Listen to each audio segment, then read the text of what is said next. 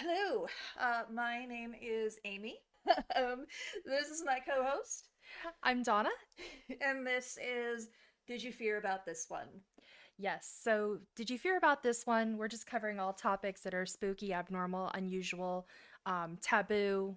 How else would you describe the podcast? Spooky weird shit? Yeah, that kind of encompasses everything, including ourselves. Yeah, that's pretty much it. It's whatever weird, nerdy shit is capturing our attention. Everything from weird recipes to pop culture to history, neurology, neuroscience, fucking mythology. I don't know. It's whatever I click on and go, I want to see more of that. We're clearly not experts. We're just a bunch of nerds. Nerds. So speaking of food and cooking, I cook when I absolutely have to, or if it's the holidays, or if I like a couple times a year get my like crazy manic bug up my ass and I'm like, I can cook and do meal prep forever. I'm gonna get my life together. And then like I go back to not doing that. But Donna is a self-professed what did you call yourself? Millennial Martha Stewart. Yes, I am a millennial Martha Stewart. I first of all love Martha Stewart. She's one of my favoriteest people in the whole world. Sorry, honey. But yes, I do the whole basic stuff: cook, clean. I do arts and crafts, ish. Yeah. So Yeah. So she really was excited about doing all of this and decided to bring us snacks. Which, if you're watching on YouTube, you can see the video. Otherwise, we'll be posting it on our socials. But voila.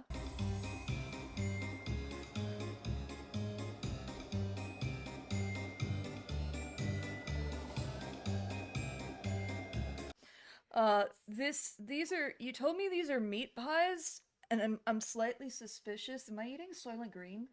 not today. Oh. That was last week's special. Oh, okay. So Okay, you're good. welcome. No, actually, I came across this recipe because I've had a hankering of trying meat pies for quite some time. But TemeculaBlogs.com, there is an author here by the name of The Typical Mom. These are air fryer ground beef hand meat pies. Ooh. I do not have an air fryer, so I did these in the oven. So this is the recipe that I decided to give it a go. So here is our first tastes. Yes, and I already cut it because I wanted to be schmancy and show it off in pictures. So, I'm just the fat kid, so I'm just gonna chow down. mm. Mm. Excuse me while I say nothing else for the rest of this and just continue chewing in the background. It makes plenty. Um, So I mean, the recipe made like a ton of the filling, so I've got plenty more where this came from. That is delicious. Mm-hmm. Mm. I'm also a really good cook, so not to brag, but let's just say my boyfriend eats very well. You can brag. It's good.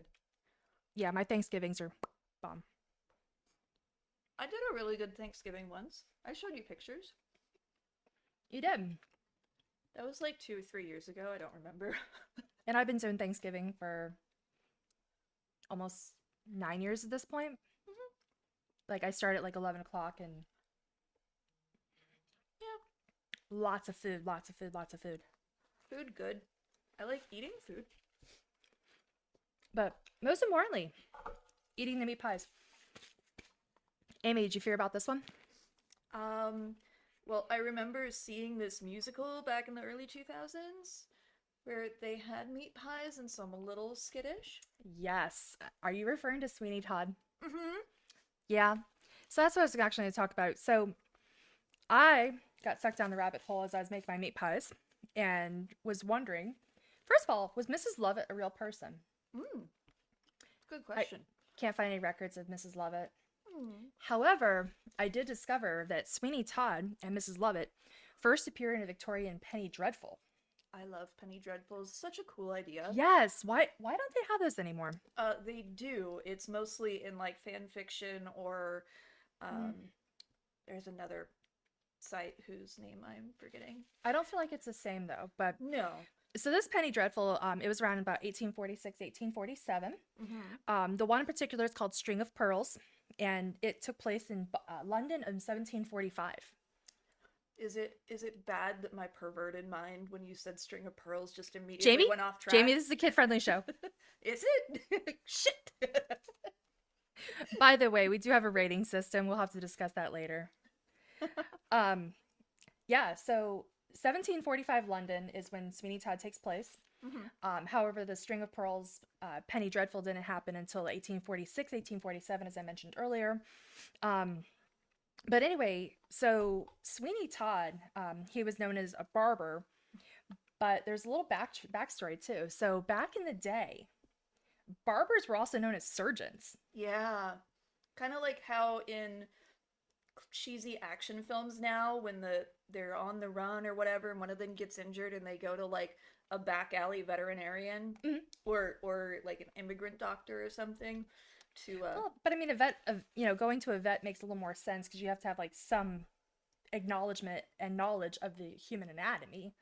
Whereas yeah. a barber, they just cut fur and hair. Yeah, that was part of that whole like when you know medical shit decided to go from being cutting women and the women in the culture having, like midwives and having all of their tinctures and things like that being the people who treated each other, to men with mustaches and degrees putting together surgery theater or operating theaters and all of that shit. Uh, that was in that sketchy mid place between those Yeah. where, the men obviously knew better. Well, so they actually 1745 Mm-hmm. is when they actually separated the two career choices, if you will, and that was King George II. He's like, you know what, barber and surgeon should probably be two different. Yeah, So that yeah. so that didn't happen until 1745. So think about all those years leading up to 1745 where your hairstylist was also performing your surgery to save your life potentially. Probably not though. Yeah, Yeah, no. probably not. Yeah. So anyway, Could can't I really could I request that they're also my bartenders so I can at least be wasted for this procedure? but yeah, so there's a possibility that sure, Sweeney Todd might have been killing people with some know-how. Now, it wasn't obviously formal education, it was more of, apprenticeships, Mm-hmm. learning as practice, and that's why they say it's practicing doctor, That makes sense. because you're not really fully knowledged, you're practicing and learning. And that's why to this day they say a doctor's practice. Just like law. Like there's no right or wrong, you're still practicing to Yeah. become better. I think some doctors sort of forget that they should be continuing to learn shit as new advances and discoveries are made. Agreed. But I think that's true of every profession, not just them. So I'm gonna throw everybody under the bus, including ourselves. Yeah, that works. Cause fuck it. But yeah, so back to whole Sweeney Todd, Mrs. Lovett.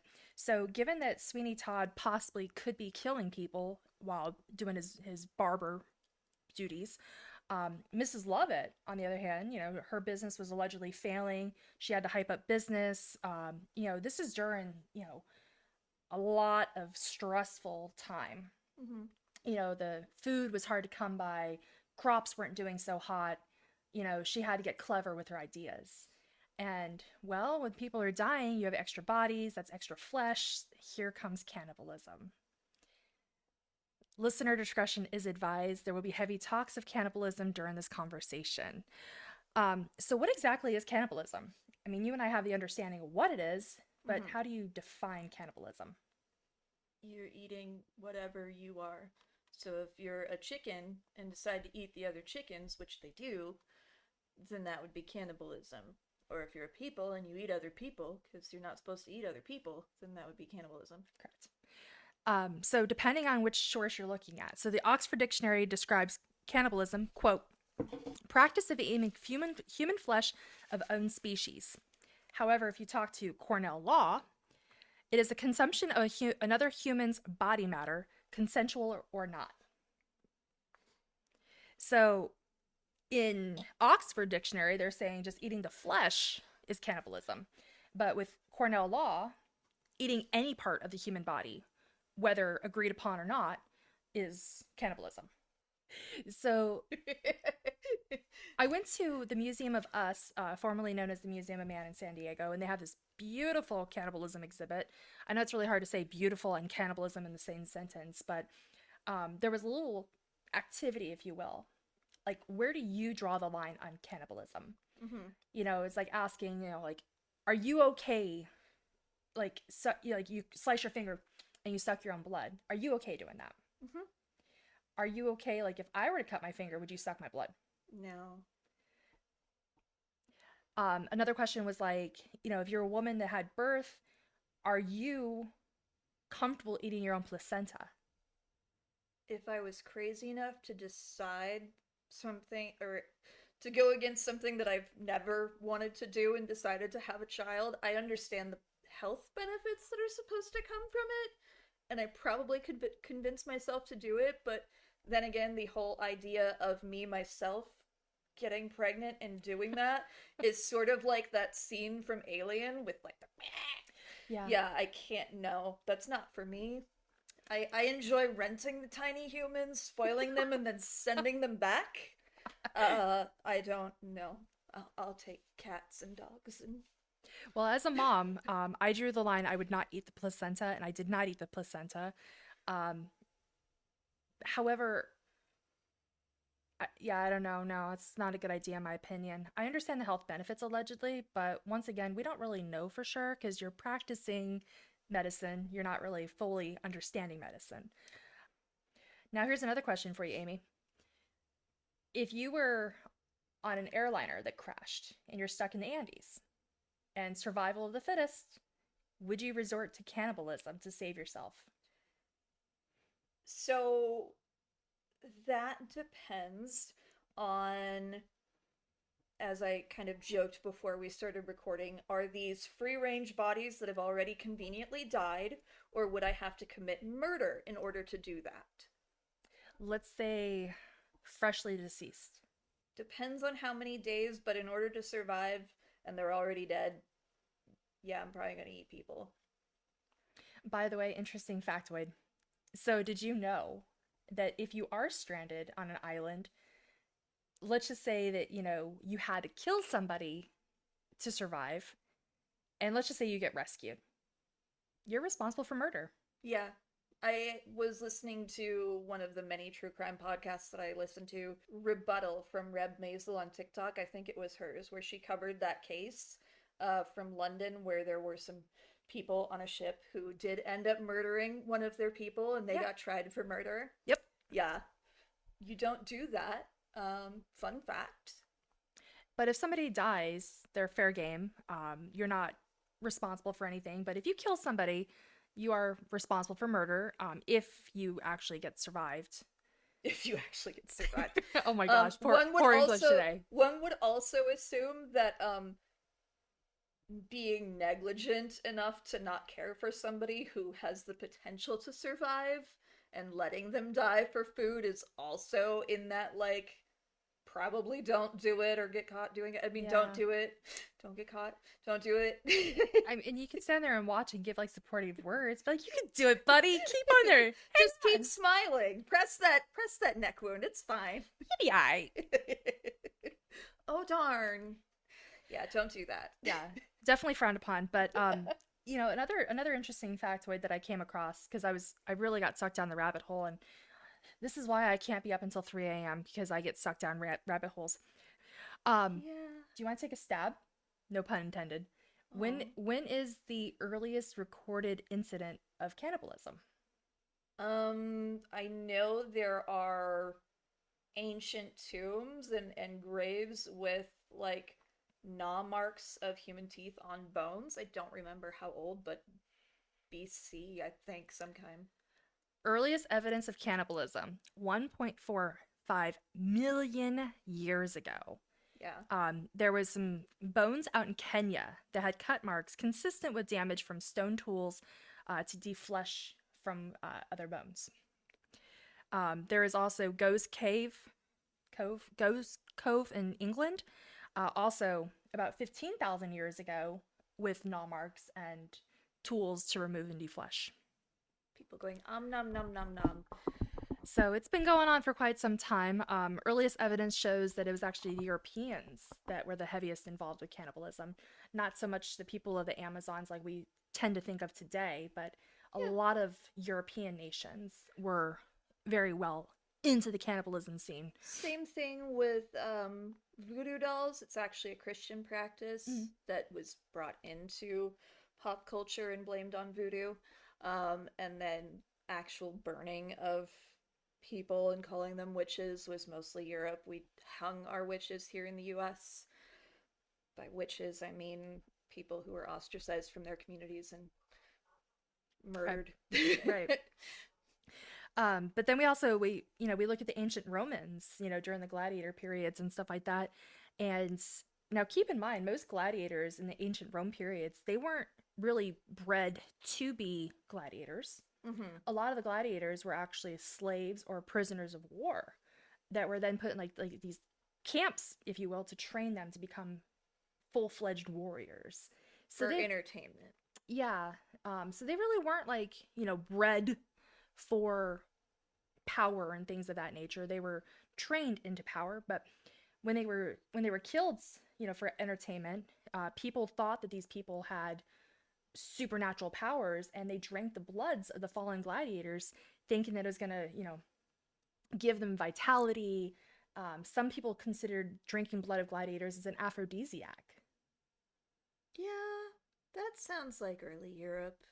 So essentially, when the gladiator fell, people would rush the field to get some of this fresh blood, Yeah, ideally to be drank warm. love that. I mean, not for me, but for them, I guess. I love that for them.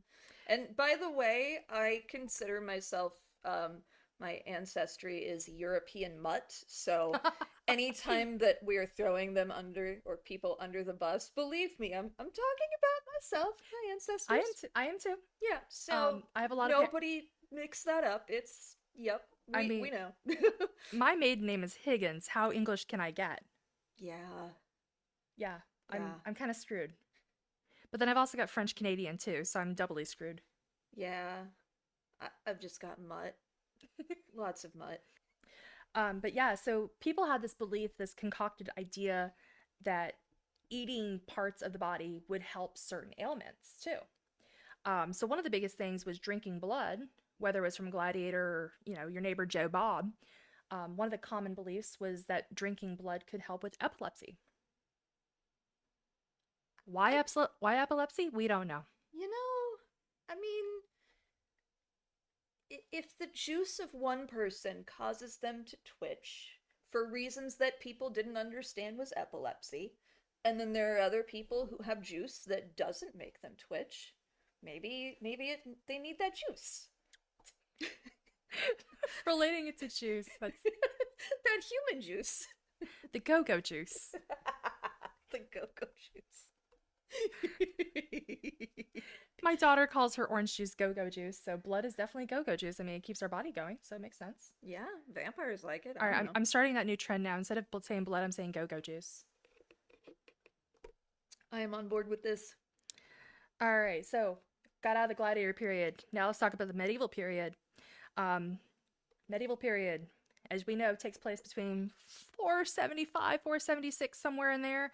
It's about the 1400s. A lot of stuff happening in the medieval periods. More specifically, the Black Plague, bubonic plague, Black Death, the fun stuff. Once again, hard period to be living in. Yeah. Mortality was very high. People were dropping like flies. Medicine, not the greatest. Yeah. So we don't really know what the heck's happening in the medieval period, but then we segue into the Renaissance period. We get a little more sophisticated. We got some new doctors, got some new scientists coming out, testing theories. Digging Um, up bodies, poking around in them to see how they work. yeah, the Probably free range bodies, not always. yeah, that's accurate. It's about 50-50. Some were free range, some were dug up. Um, but anyway, where was I going with this one? As I derail the conversation yet again. Oh, that's where I was going. The Great Famine that happened in the early 1300s. What was it? 1315? Let me take my look at my notes here. Yeah. 1315 to 1317, crop failures. Not a lot of rain. People don't really know how to do farming. They had some expertise, but when you don't have enough water sources, you're running out of food. How do you keep the harvest growing? So more people were dropping like flies during that time period. Now, keep in mind, String of Pearls. Actually, I'm sorry, it was 1785 is when String of Pearls was to take place, not 1745. 1785. I found it Whole on my note card. 40 years. Damn. I know, So far off. so far off. So during the String of Pearls time period, so 1785, this is when cannibalism was widely utilized. And when I say cannibalism in general, it's more like medicinal cannibalism. So medicinal cannibalism, they believed that consuming certain parts of the body would help certain ailments. Mm-hmm. Kind of like the whole if you eat walnuts, that's supposed to help your brain because the walnut looks like the brain, that kind of thing. So they believed that eating certain parts of the body could help certain ailments of that body part. Nothing was not used. Everything was used. So skulls, flesh, fat. Why does my brain immediately go to poop? I don't want this. Why? Why, brain? That's twice. I don't know about the whole poop thing, to be honest with you. I really, in my research, I didn't discover anything about poop. I'm gonna hope that that was a no. I'm gonna hope that they knew that that was waste and you don't eat that. That's not chocolate. Yeah, I'm pretty sure that is the case because I didn't find anything about consumption of excrements. I'm sorry. Thank God, because I would have upchucked my meat pie. That's fair. That is absolutely fair. Now, I want to specify too. So during this time period, cannibalism, bad. Very, very bad. Like they had their morals, they had their ethics and convictions. Cannibalism just to eat people was bad. But if it was for medicine, it's good. Oh, okay. Yeah, totally okay. So you can't just be like, ooh, Billy across town has some nice looking thighs. I'm gonna eat that. You have to wait for Billy to be dead or for your leg to like go bum and be like, I don't know, man, I gotta have his nice juicy thighs because mine's all fucked up. Pretty much. So you gotta sell it to him. Yeah. So if you were caught eating Billy's thigh, you had to explain to him, it's like, well, my bum thigh, I'm eating Billy's thigh to make my thigh feel better. Then it was okay. But if you just were caught eating Billy's thigh, you're going to get shunned. Shun the non-believer. Crazy. But so who was the ones really taking part in the medicinal cannibalism trend?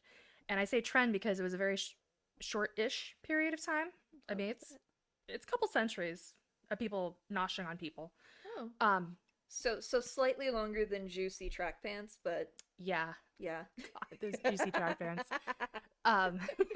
So who was noshing on people?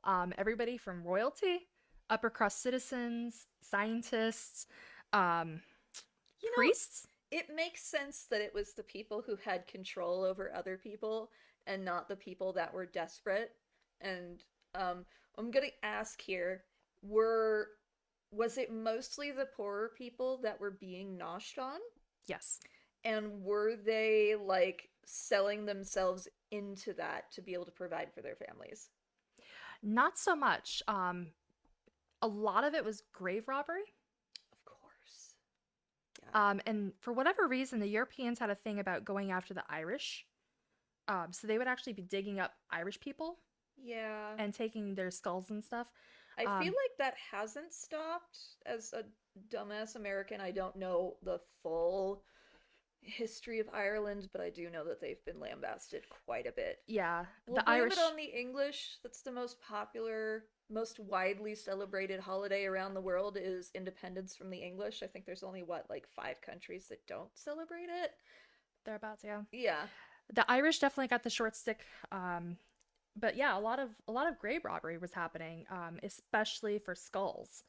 Not so much like the other bones, but like the skulls. We'll talk a little more about that in the future here. So, for example, what was being utilized for what purposes? Well, I got a handy dandy list here. Brace yourself. Stop eating if you're reading. This is a point in the topic where you might want to put everything down because this is where it's going to get a little graphic. So I'm gonna start snacking now. All right. So blood, whether fresh or dried, was being utilized to cure epilepsy and restore vitality. Whether once again fresh blood or dried blood. Actually, one of my favorite authors, Dr. Richard Sugg, Mummies, Cannibalisms, and Vampires. Great book. If you haven't read it, definitely check it out. Lift it up a little bit. Uh, Great book. Very, very well threatened. Well written, not threatened. You know, it's a fine line sometimes. Dr. Sugg, I'm gonna just call it as it is. He's a freaking genius. This book was just absolutely well written. Very informative. I can read this like at least tenfold because it's so, and it's easy to digest. It's probably a bad word for cannibalism talk, isn't it? That just seems to be the way that humans associate words. If you've ever read like coverage of murders or whatever, they tend to do that. But in the book there, Mummies, Cannibalism, and Vampires from Dr. Richard Sugg, he lays out how to make blood jam. Hmm. I'll let you guys read that one on your own because that is pretty. Um, Fat. Now I'm not calling myself fat. I mean, I'm work in progress. The fat. It was used for skin conditions, joint aches, and wounds. You just take fresh fat from somebody and just slather it on like a lotion. Um, it rubs the fat on the skin or it gets the lotion again. Is it bad that I'm still stuck on what kind of like fruits you would mix blood in with for You, jam? you don't mix it with fruits. What do you mix it with? So you essentially, I'm gonna just short story it because it was quite labor intensive to make blood jam. You literally like dry it out Mm-hmm. and then you mix it with some components, and you can just either use it as like a salve where you just like slather it on wounds. You can like do shots with your cocaine finger. Um, but you really dried out the blood and you mix it with a compound to make it like into a salve, like a really thick, gooey consistency. Yeah. But that was what the blood jam was. You don't like mix it with like something else. Oh, see, I was thinking, like strawberry, raspberry, and then some blood mixed in and then on your toast. That actually sounds quite delightful. Right? I mean, no, don't eat people. Don't drink the go juice. But vitality. We've proved it wrong, probably. Did we? I don't know. We're still practicing medicine, remember? You're telling me Anyway, these things. I don't know. I'm sorry. um, skin. Now, I don't really know how you do this one, but apparently skin from the recently deceased can help with birth pains. I'm not sure if you just like deskin somebody and throw it on your stomach as you're going through labor and make like a blanket. I'm not sure about that whole thing, but that's something that was happening during the medicinal cannibalism period. Maybe they were turning it into jerky and you like gnaw on the jerky while you're screaming in labor pains. I can see that. Okay. But then also you can like dry it out and like powder it out to help with thyroid issues. Also, yeah, just noshing on skin for sustenance. I mean, it's a protein, and I heard somewhere that people who have tried human flesh say it tastes like pork. Don't quote me, like I said, I've heard this, but I've heard chicken, but it also is referred to as the long pig, so yeah, I'm not entirely sure. So if you've tasted human flesh, don't tell comment. us. And but actually, I do want to know. Comment below because I am curious. First of all, why were you eating somebody? And second of all, I promise I won't turn you in, but please tell me why and what did it taste like? Comment down below, please. What did you season it with? Was it just straight or like how was it prepared? Was it like smoke pitted, like a pig? Did you Okay, fry it like bacon? Now I'm curious. yeah, curiosity definitely killed the cat. So please, satisfaction, bring it back. Please no one go out and voluntarily cannibalize someone. Remember the murder charges, the Yeah, bad. those are bad, very very bad. Lastly, bones. Specifically the skull. That was mostly used for head problems. Um, there was a belief that if you snorted skull powder. That too helped nosebleeds. But Well, nothing. yeah, I mean, nosebleeds are like raw capillaries and shit. If you powder it up, it'll stop. Mhm. But they also said too, like when obviously a person is buried or whatever, and there's a skull, especially like on battlefields. You Hmm. get the moss that grows on top of the skull. Like you see a lot of like horror vintage stores. You got like the green mossy skull toupee. Even just like powdering the moss that was growing on a skull could help with those nosebleeds too. So no part of the human body was left untouched, so to speak. But as I mentioned earlier, there was a lot of grave robberies happening too, because there was a product that was being sold called the King's Drops. Is this like the king's clothing that are invisible, or? Negative, Ghost Rider. Oh, okay. So the King's Drops. This is a fun one. Allegedly was 5 pounds of crushed skull mixed with an alcohol, particularly like whiskey. Okay, first of all, that's insulting to whiskey. Second of all, uh, doctors or anybody in the medical profession, how many skulls would that take to be 5 pounds? What the fuck? Let's find out the average weight of a skull. Hold on, guys. Okay, while she's doing that, I just want to throw it out there. I'm hearing a lot of we grave robbed and then ate it. Dude, does no one pay attention to how quickly we decompose and what that process is? Why are you eating fucking off raw, nasty meat? That's all bloated and literally decaying and liquefying. No, no. Okay. Fresher, it's nothing. Sorry. All right, I've got an answer, you guys. All right, so how much does an average adult human skull weigh?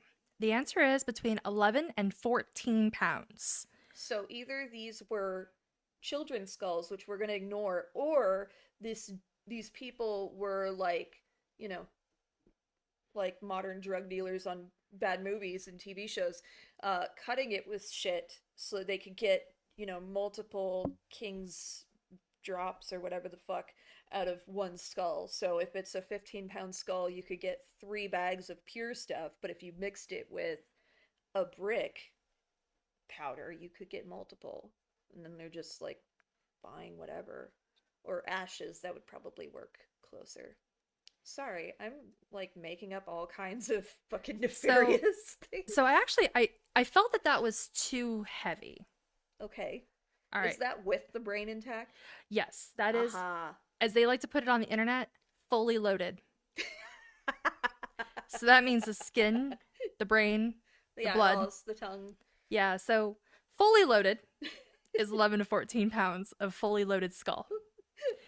If it's not fully loaded, so unleaded, 2.5 pounds is the average weight of a skull. Okay, so then it So would take 2 bodies. yeah, so 2 skulls to make 5 pounds of crushed bone. See, the other way, if it was fully loaded, I could see that as a viable, nefarious business practice, going by that, drug dealer theory of you cut it with shit and you extend it. I'd say from watching way too much pop culture, not because I've ever done that, because I don't like that. But when you have to have multiple skulls, that just sounds like more work than it's fucking worth. Yeah, so the whole King's Drops thing. So it was required to have at least 5 pounds of crushed skull, which we discovered is about 2 skulls. And you mix it with a spirit. Typically, in this case, was whiskey. I've heard a little differences. So depending on, they just chalk it up to saying like some sort of an alcoholic beverage to take it, a little bit easier. Kind of think of like the hot toddies. So when you're sick, you drink that nice warm whiskey to soothe the throat. You got a little bit of lemon juice. I don't know what else on a hot toddy. So but anyway, English King Charles II is the one that made this King's Drops famous. Of And course. he believed in it so much that while he was on his deathbed, he required more King's Drops, thinking that it was actually going to help him, but it kind of expedited the death process for him. You know So, what? Enough whiskey, and I think he just stopped giving a fuck. yeah. It was so he probably passed away. So even though he was already on his deathbed, it's a possibility that he became, you know, succumbed to alcohol poisoning because of how much he was drinking. Like, he was drinking a mass amount of these King's drops as he's on his deathbed, thinking that these are actually going to help him. So, kind of take it as like the early snake oil, if you will. Yeah. What was he dying of? Do you have any idea? I truly don't remember. It was probably all sorts of different ailments. I mean, think about it. It's Syphilis of the eyeballs of the butthole. Yeah. Yeah. So he's probably dying a little of everything because, that's just what people were doing back in the day. You never knew what you were dying of. Like, it was one thing or the other. I mean, there was a lot of infections going on. You just kind of collected everything like it was Pokemon. Yeah, pretty much. Yeah. Nice way of chalking it up there. Um, but the biggest thing is, where was this happening? As I mentioned earlier, it was very popular in Europe, including Scotland and Germany, but very, very heavily in Europe itself. Obviously, there was cases in other countries too. Like, there's cases in Africa, there was cases in Asia, but primarily the Europeans were taking part in this whole medicinal cannibalism thought process. Why were they doing this? Well, various reasons. As I mentioned earlier, medical beliefs. People were thinking that, eating the skull was going to help with brain problems and health problems and mental problems. They also did this as, setting their territories. So there was a lot of cases where people were eating their victims and their enemies. So, like, on the battlefield, like, I'm going to dominate you, I'm going to insult you by chewing on your thigh. So it was like asserting dominance. It was also a factor. And in some morbid senses too, was also honoring the dead, whether it was a family member or your spouse, partner. They believed that eating the body was allowing them to continue on with life. So in funeral processes, it was not uncommon to nosh on your deceased family member. See, if that was something that was like more of the norm, more of the like, and not like everyone's doing it, but more on the like eat the placenta for health Mhm. benefits thing, I could see that being a justifiable thing now that I would maybe go towards. I like that idea just as like a poetic thing, but also I don't want to eat people. Yeah, But I like different mourning practices. It's fascinating to me. That's one of my big nerdery things. oh, absolutely. Remember last year in New Orleans? Oh my God, it's actually been over a year. The museum, or the Herman, what was that? What was the we did the morning tour, Mm-hmm. and that was one of the practices. Obviously, they left out cannibalism because that was not happening in the Victorian period, at least to our knowledge. But that practice was very fascinating, like how to honor and cherish your deceased people. It Um, was, by the way, happening in that period. But we can chat about that after we go through all your stuff. I don't want to talk about that because the Victorian period is one of my favorite periods. That's okay. It's mostly like after that. Um, But the whole romanticism of cannibalism too, like, it's, as being a goth at heart, which I don't conform to the Hollywood image, so please don't base this. As you know, I'm very much a goth. Like, I love Edgar Allan Poe and all that good stuff. Anyway, she's goth on the inside and beach bum on the outside, totally, whereas I'm wearing gray at the moment, but this is very me. very much. So here's a question for you, actually. So, as I was mentioning, with like the whole romanticism of cannibalism, have you and your husband ever discussed drinking the blood of each other or eating the flesh of each other to like symbolize your love and like cement it? No, I'm not that kind of goth. No. Never carried around a vial of blood, never offered a vial of blood. Nah. Now, see, my boyfriend and I, we've actually discussed this, and I was very surprised that. Look at me, shocked. Look at me, surprised. So we actually were just discussing this as I was doing my research. I asked him, it's like, hey, honey, just. And by the way, it was totally a curveball. Like, it wasn't even like leading up to it. It was just, hey, honey, random question for you. Would you ever drink my blood? He said yes. I mean, to be fair, like, have I maybe made art with his blood? Sure, maybe. Consuming it? No. But you won't drink it. Wait. Go I didn't say I wouldn't drink it. I said it's a conversation we've never had. go back. Talk about this artwork with blood. No. I'll find out about it later. I'll get back to you guys on that. So anyway, yeah, like that's like a thing. People say that, I want to eat you to keep your memory alive. Like I want you to become part of me to survive a little bit longer. Hmm.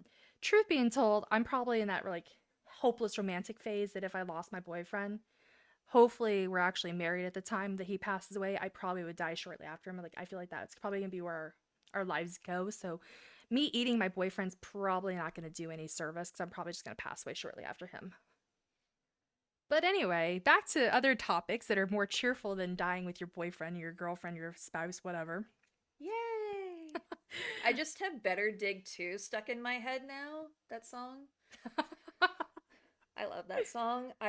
As goth as I am, which this is also really funny, so I'm usually the like much darker, much more outwardly goth, dark person, and Donna's very bright, sunshiny. Mm, But she's the one who will listen to death metal and industrial music and death pop like all the time. And I'm like, give me Taylor Swift, give me Hosier, give me pop yeah. music, like give me Britney Spears. Not that I don't love rock music or any of those other things, but like if you look at my like most listened to, it's definitely more of the like bubbly songs slash murder country songs. Wait. Murder country songs? Oh yeah. Yeah, we should do an episode of that. Probably a bonus one when we set up a Patreon so we can play like copyrighted stuff. I will get her to listen to country music. Oh, yes. I got my husband to understand it at least a little bit with Johnny Cash, so Johnny Cash is different though. Everybody respects Johnny Cash, as they should. just like everybody respects Dolly Parton. Yeah, I mean, obviously. I'm obviously a rocker through and through, but I respect Dolly Parton. Yeah. I also respect Reba McEntire. Do you know that Dolly Parton wrote Jolene Oh yeah, and I Will Always Love You on the mm, Same Day? I did know that actually. The fuck, dude. And then Whitney Houston just popularized it. Yeah, to the point where even she was like, yeah, that's her song now. Mhm. Yeah, so much respect. And Dolly Parton, she was also nominated for the Rock and Roll Hall of Fame, and she politely declined it. She's like, guys, this is for rock artists. I am a country artist. But they were still pushing for her to get into the Rock and Roll Hall of Fame, even though she said, guys, this is not for me. So much respect to Dolly. I love her. I also love her goddaughter, Miley Cyrus, because, again, being the exact opposites. I love watching those two sing together. Have you Mhm. ever seen them? They're Yeah, adorable. yeah, adorable. Anyway, Um, back on topic. yes, back on topic here, guys. So if drinking whiskey with Skull is not your cup of tea, oh, that was a bad analogy. There's another option for you. How about Skull and chocolate? Again, I feel like it's just insulting the chocolate. First, you're insulting whiskey, then you're insulting chocolate. So this one comes from Thomas Willis. I can't even remember my handwriting today. In the 17th century, was a brain scientist. His form was to consume human remains, particularly the human skull, with some chocolate. So you have a nice little bar of chocolate, and you got a little bit of human skull blended in. So nice little mix.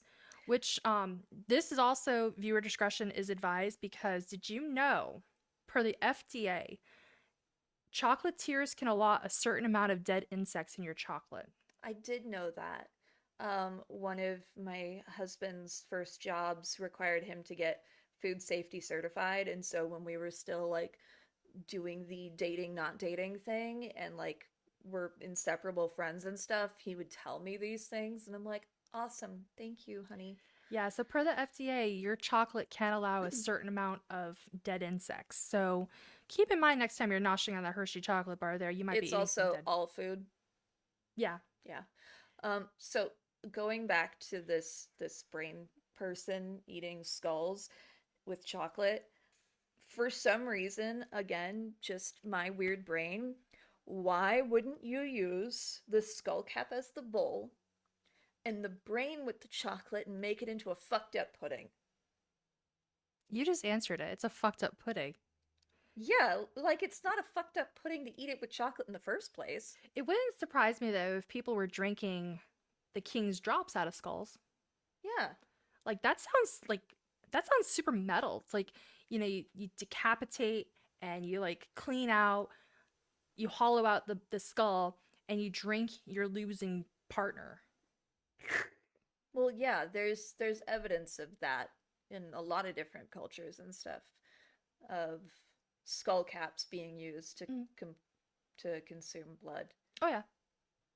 I It feel just like I just described like another weird dessert that Hannibal would make with the skull cap and the fucked up jello pudding. yeah, I can see that now too. But so back to Mrs. Lovett's meat pies. Back to the actual topic and not Jamie's brain on tour. There is occurrences of innocent cannibalism. Innocent cannibalism is exactly what it sounds like. You have absolutely no idea that you're eating human flesh until it's like, surprise, you just ate Uncle Joe Bob. Oh, so it's the people that are featured in Hannibal Yeah. who are not Hannibal. Or if you saw the episode of South Park where Yes. Cartman makes the chili and he's feeding it to his arch nemesis. Tears, so yummy. I Yes. love that episode, as terrible as it is. One of my favorites. Now here's where it gets really, once again, viewer discretion is advised. These next topics of conversation might be a little squeamish for some listeners, so you might want to choose to end the podcast now, or you could pursue listening because this happens recently. So do you want to take a stab? Once again, no pun intended. That's a lie. Totally. Can you tell me the most recent occurrence of innocent cannibalism? No. I mean, I can because you've mentioned it to me in excitement with all of your notes recently, but I'm gonna let you reveal it here because I hadn't before you started telling me about it. All right. So, if you happen to travel to the Congo Basin in the 1950s, you may be entitled to compensation because you might have been eating human flesh. That's right. Travelers in the 1950s to the Congo Basin, first of all, why the heck are you going to the Congo? There's other places you could be traveling, but you chose to go to the Congo, so you kind of get what you deserve. Fuck around, find out. Rude. Sorry. I'm sure the Congo's a very nice place, but not on my bucket list right now. But especially knowing this little factoid, that back in the 1950s, they were coming out saying, "Hey, we served you guys flesh." I don't know how they were selling it to the tourists, but they were noshing on human flesh in the 1950s in the Congo. So, once again, you might be entitled to compensation.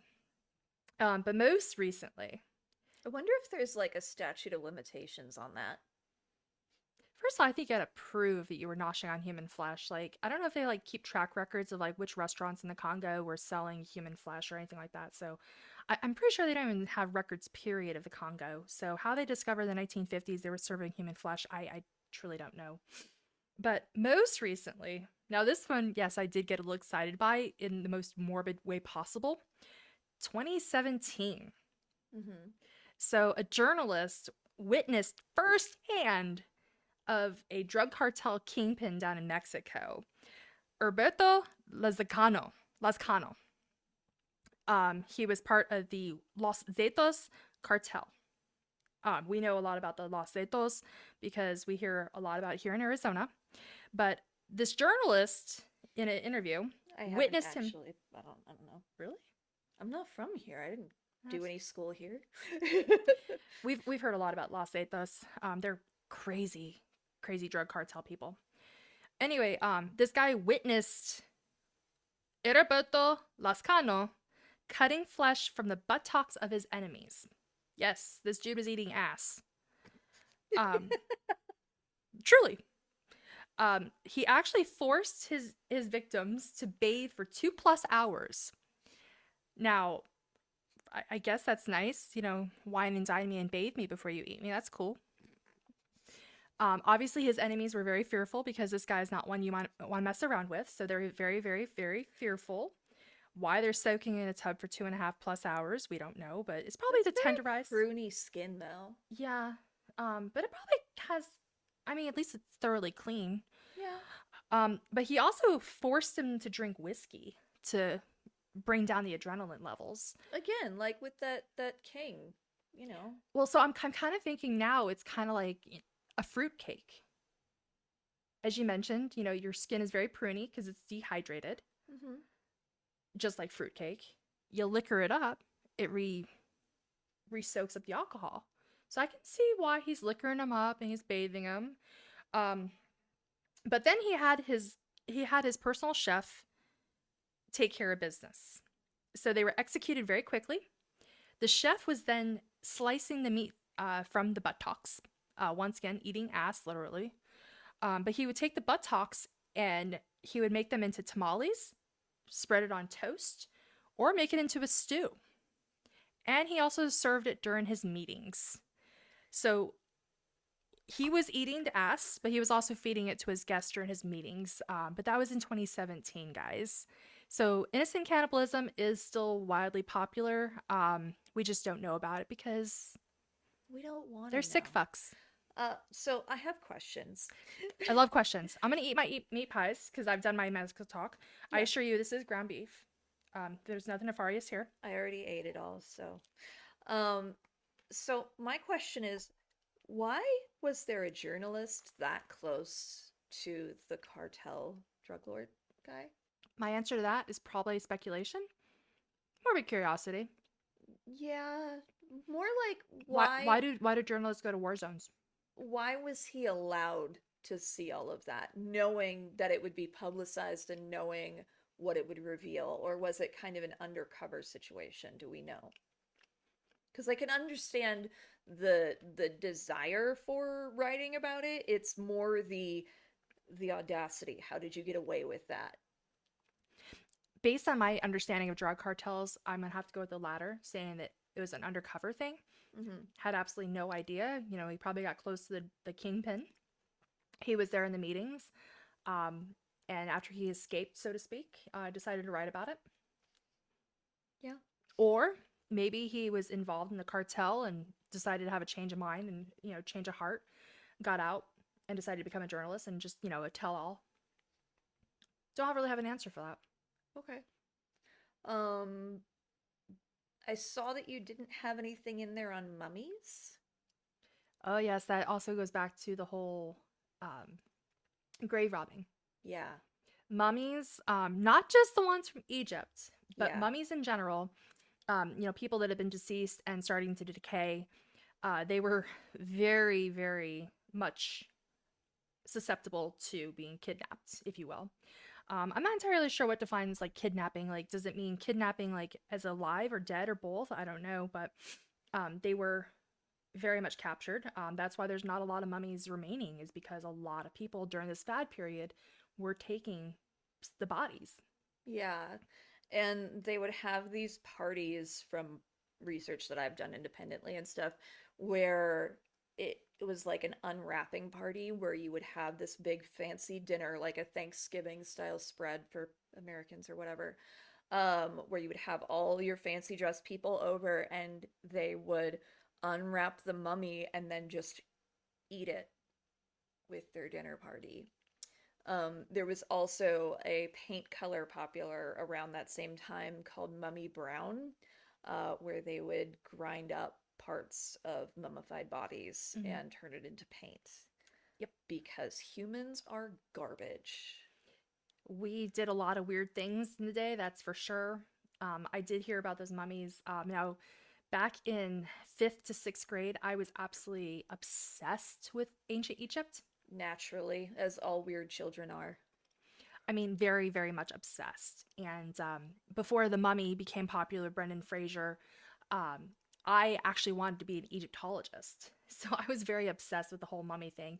And once again, the Museum of Us, which was formerly known as the Museum of Man in San Diego, they have a really great ancient Egypt exhibit up there. Mm-hmm. So if you ever get a chance to go to San Diego, check out the exhibit. It's fascinating as all get out. You can see some of the sarcophaguses. They also occasionally, there's another company that will do an ancient Egypt tour. And they Mm-hmm. were here a couple years back at the Arizona Science Center, where they brought in a lot of really cool stuff from ancient Egypt times. So, but yeah, mummies. Sorry, guys. Once you're dead, You never know what's going to really happen. Yeah, unfortunately. And that's not the only time that like grave robbing and nefarious shit has happened with deceased individuals and their bodies. Um, that bodies exhibition that goes around with Hmm. like the um preserved bodies with like resin run through veins so you could see the whole sculpture. A lot of those bodies were quote unquote donated by prisoners of war, basically, Hmm. or slaves and whatnot. Which, after I learned that, I was like, I don't really want to go see that. I My science nerd side is like, I want to see it, but my like empathetic side is like, I don't want to see that. It is a really fascinating exhibit. I did go and take a look at it. Very, very fascinating. Um, I've seen a lot of spooky, weird stuff. I mean, Muta Museum in Pennsylvania. Oh, let me get going about that one. So I love creepy, spooky museums and the morbid curiosity. But Yeah. Um, Describe the Motor Museum. so the Muta Museum was actually a museum for originally for doctors, and so it was like learning about curiosities, abnormal medical conditions. There's preserved bodies on display. There's like tumors that are preserved, things like that. So it's literally a museum for practicing medicine. So doctors that were practicing medicine could take a look at the museum and see all the abnormal stuff that was happening in medicine. There's a lot, and I mean a lot. Like I spent at least 2 hours just perusing through, but they have, medical records, like, how one doctor cured something, something, or how did they treat something, something. But it's like a very vast collection of just abnormal medical conditions. But it's over in Philadelphia. Great, great, great museum. It is very uneasy at times because there's animals, there's infants, there's babies. Embryos, Yeah, that whatnot. word. Mm-hmm. That's a big word for me right now. Yeah. She was trying to say placenta, but Yeah, I that's not a baby. That's the sack it's in. yeah, I need my brain food. Oh man, I'm using the proper choice of words today, aren't I? But there was also exhibit like a whole room almost for conjoined twins. I could see that. Yeah. So if it's an abnormal medical condition, there's probably an exhibit at the Motor Museum. Yeah. Just body horror. Hmm. Yeah. Yeah, very, very, very cool. Definitely want to go back. You can do that. You can come too. No, I'm not into the body horror thing. It's just never been quite my thing. It's that where like my empathy thing kicks in, where I'm like, I can't, because I just picture somebody living through that and dealing Agreed. with it. But at the same time, like, I wanted to go into like being a coroner or a medical examiner where I could discover like how somebody died. So, you know, there's weird shades of weirdness. Yeah. I mean, like for me, I went to go see the Pompeii exhibit just after having my daughter, Mm-hmm. and seeing the mother and daughter, entombed in the pumice, that really tugged at the heartstrings. So I do have a layer of empathetic, but at the same time, like it's natural, it's history, it's bodies, it's Oh yeah. us. Yeah. So there's that curiosity and understanding. But I mean, like I said, once I became a mom, everything changed. And now it's like anytime that there's a child involved, the tears just start crying. Um, the worst thing to get me going is Titanic. Interesting. If you want to see me have a flash flood of just tears, like I would flood the entire apartment, have me watch Titanic. That end scene kills me every time. So, and I'm talking specifically, you got the little girl that, Jack is like, you're always giving my little girl, and he's like, talking about dancing with her and stuff like that. And then you see at the end of the movie all the people that died on the Titanic when Rose joined them, and you see that little girl, the tears. It's done. I was obsessed with Leonardo DiCaprio when I As was we in all junior were. high. Yeah, obviously. Um, I was much more into the Romeo and Juliet side of that as opposed to the Titanic thing. I think I saw Titanic twice. I've seen Titanic, I've lost count, but I always end it before the death scene. That's Because fair. I didn't cry when Jack died. Oh no. But when I see that little girl on the steps on the staircase and Rose joins the party after she dies, it's over. Just shut it down. There comes that Interesting. always gets me. But it was actually Titanic that got me interested in marine archaeology. Interesting. Yeah. Um, trying to remember what my other questions were. Oh, you didn't really go into anything with the Mayans. Oh, that's a whole different topic. Yeah. That'll be a whole Whole different different topic. episode. Yeah.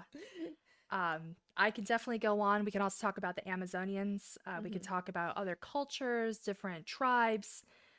That's a whole different topic of cannibalism because that is more real, ritualistic. Hmm. That's, a lot of human sacrifices, totally different, like not the same as consuming just to consume. That's a whole different topic. That's true. Yeah. Because otherwise, we could be here for the next 3 hours.